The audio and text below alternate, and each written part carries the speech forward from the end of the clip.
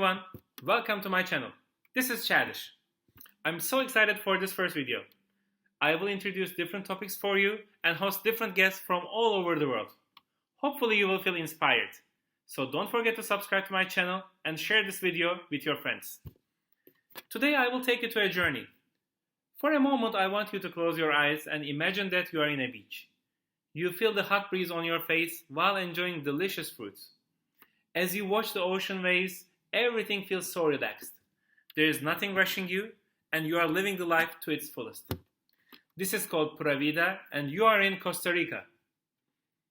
Today's guest, Benjamin Pyper, is a Canadian and Dutch citizen working in architectural design. He is fascinated by a style called Tropical Modernism, and he doesn't only design, but also acts as construction manager for eco-friendly residential and resort projects. His focus is on energy efficiency and sustainable building practices. Actually, Ben is living the Pura Vida already in Costa Rica, and let's see what he has to say. Ben, so tell me, how you decided to move to Costa Rica? Well, honestly, my sister was there about 8 years ago, and I visited her and her husband, and they were working online at the time. And when I arrived, I had no idea what I was in for. They were living in a beautiful place with an ocean view, and I remember swinging in the hammock beside my brother-in-law, and he said 5 words that actually changed my life. He said, "You could do it too."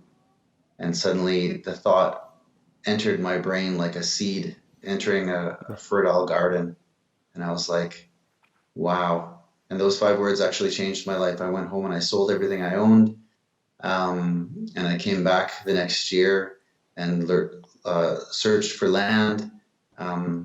I'd have to say it's because that first visit that I had with them, meeting the people and the lifestyle. And honestly, when you guys go and visit, the first time that the door of the airplane opens and you smell the nature, the jungle, the humidity, it was amazing, and then traveling around with them and just, monkeys swinging across the road and all the places we went to, here in Canada where I grew up, we, the things that we do for fun, whether it's like going to the park or playing some sports or going to the gym, there it's like you go to a waterfall, you go to the ocean, you're surfing, there's so many things to do in nature. And the people that we met down there, families that are living there with young children, and, it hit me that you could live a whole other life in a beautiful place. You don't have to be stuck to, where you grow up or where your job is. Like, we can really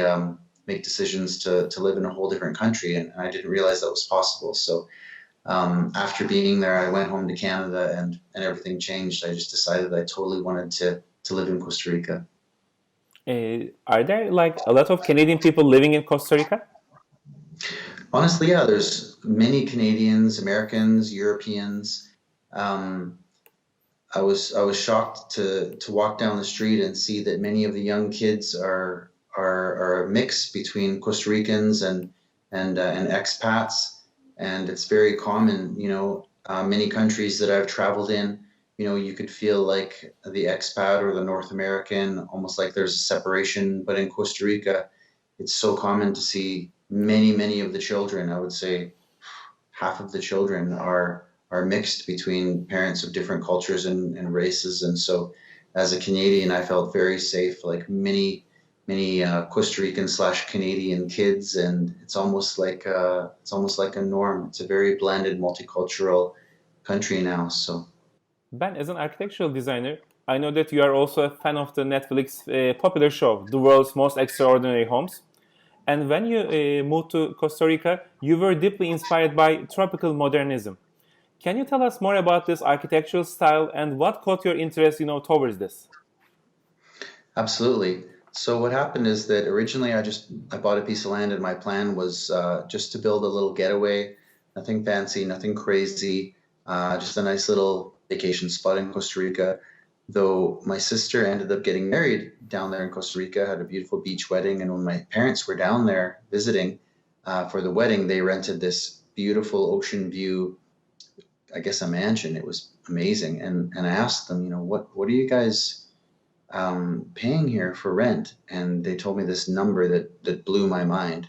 And I was like, you guys are paying that much a week, and this house makes this much per month. And what happened is I realized that there is a great rental market there, and my whole plan changed. I decided that I was going to build a beautiful place there that I would want to rent, or people would want to rent, and have a tropical getaway. And then when that change happened in my life plan, I suppose, I started looking into design. And I remembered, as a kid in my classes in school, I did a lot of drafting. All of a sudden, my passion that I remembered as a kid for designing homes hit me again. And there I was in a tropical country designing a home, like a dream home. And I'd have to say that this design style, tropical modernism, is just so suited to that country. And so the idea is that you can exist in nature while you live in a modern home, and you sort of balance the two. So it's like the more you take away from the architectural footprint, the more you're left with the nature. So it's a design style that really has respect for nature. And when you're in Costa Rica, you can't help but respect nature. So it was just sort of just meant to be that as I was designing and looking into design styles, here I was just building like a beautiful picture frame around a beautiful picture of nature. And that's the way I consider tropical modernism, like structural lines of design around a beautiful picture of nature. So the vantage point of looking out into the jungle through a beautiful, huge wall of glass, for example, in an air-conditioned room, and all the comforts of modern architecture with the most beautiful views of nature. It's just it's an incredible experience to be able to design a home there. And so after designing my own, it became just a passion to be able to do the same for other people. So. Actually, Ben, I'm also curious about your story. When you first built your home, I know that it had some challenges. Can you just tell us, how was the process? Well, that's a hard question because I did have some difficulties building the house. As you can imagine, if you save your life savings and go into a new country where you don't speak the language and you have to learn how to navigate and choose an architect and choose a builder and trust people with this process. I did about 5 years worth of research on the architect and found one that I really believed in, and he was great. He helped my ideas and my designs and my passions come to life, and he introduced me to a few builders, and the builder that I chose ended up, even though he had a great reputation that I researched, he ended up not finishing my place and walking away with some of the money. So there I was with a half-built house and legally no recourse to go after him. So this is actually quite common in foreign countries. And so what do you do? And that difficult circumstance actually turned into be a life-changing opportunity for me, because I was forced to become a contractor and a designer in another country. I ended up finishing that house and designing new details around the house and bidding on services and employing at one point 6 employees to finish the place.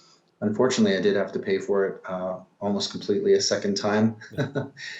But these are the lessons that we learn in life. So all of a sudden, there you go. I found myself as a contractor in a new country, and once the place was finished, as you guys will see in the website and the photos, I feel very rewarded, and it's an incredible experience to go through. To know that now at this point, there I am in Costa Rica, and I have so many contacts with builders and construction companies and landowners, and I know the legalities around things. So I'm actually in a place where I can help other people prevent other people from going through the same thing that I went through. So it's actually quite a strengthening experience.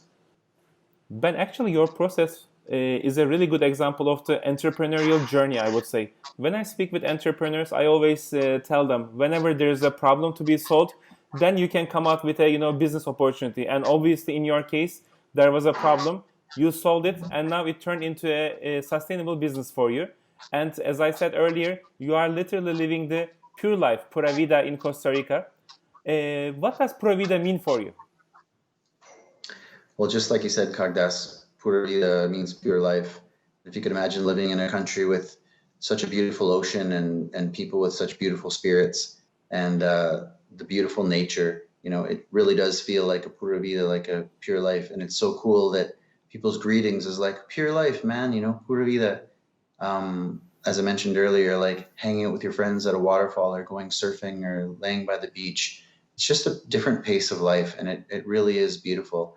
I'd have to say, um, my memories there over the past 8 years, and knowing that a person could just make a choice to change their life and live there. Not like I'm trying to say like, hey, everyone on this call, go and change what you're doing and completely change your life. But over the years that we've been there, people do come up to us and say like, how do you live here? Like, how do you do it? Like whether they're from Europe or Canada or the States, like what do I need to do to have this life? And we used to joke and say that we should make a tiny little booklet with 3 pages and say, here's on the front cover, we could say, how to change your life and live the Pura Vida life. Step 1, page 1, go home. Step 2, page 2, sell everything you have. Step 3, come back, and really it's possible to just make those simple choices and then come back and whether you're just visiting or have an opportunity to just completely change your career or look for something new to do. Many people working online is a perfect opportunity. Those people who work online can move to Costa Rica and other people who are teachers or have a career where they could just pick up and go and try a new country. I really think the world is changing and we have an opportunity to go and get out of our normal box and try something new. So if you're one of those people and you can see yourself picking up and making a change and going to a new country, experiencing this Pura Vida life is it's life-changing, and I haven't looked back. So, As you might imagine, nowadays, thanks to the COVID, everyone is looking for new opportunities for their life. Actually, Ben, what kind of opportunities do you see in Costa Rica? well, as I mentioned, just going down there and experiencing the beautiful country is amazing. For tourism, for bringing your family down, or even going yourself, it's absolutely changed my life and how I view the world. But as an investment, I really see a great opportunity in Costa Rica because after finishing my house a year ago, just as a personal testimony, my house has sat vacant maybe 2 weeks out of the last year, and almost every night of the rest of the year, it's been full of families and couples enjoying the nature, enjoying the architecture.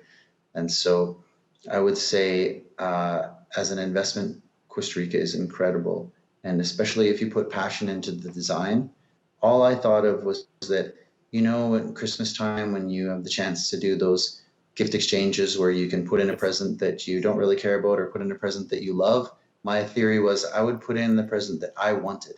And then I would watch people sort of fight over that present because I put my heart and thoughts into it, right? And that's kind of what I decided to do with my house, is that I would build it the way that I wanted it, with all of the features, like a beautiful waterfall and different places to sit in the shade and turning the house the right way where the sun, entered the house at a certain time, and the swimming pool and the lights, the LED lights at night, and just like your own personal little resort, your own little mansion in the jungle. And with tropical modernism, when you put your thoughts and your heart into this balance of nature and architecture where you create beautiful spaces that people love and enjoy, the mixture of the beauty of the nature of Costa Rica and a little bit of thought towards modern design and comfort, we can really create spaces that change people's lives. And so I guess to answer your question, there is so much opportunity there for rental and so much opportunity to create beautiful spaces. So maybe we could do that together and offer something beautiful for people. I think you sparked a lot of interest towards tropical modernism and Costa Rica. I would like to thank you very much. Muchas gracias for all these valuable insights. And guys, if you want to learn more about tropical modernism and the design process, you can check Ben's website below, tropicalmodernism.info. I hope you enjoyed this video. In the next episode, there will be another guest with another interesting topic. Once again, please don't forget to subscribe to my channel and share this video with your friends. So till next time, take care and always go with the flow.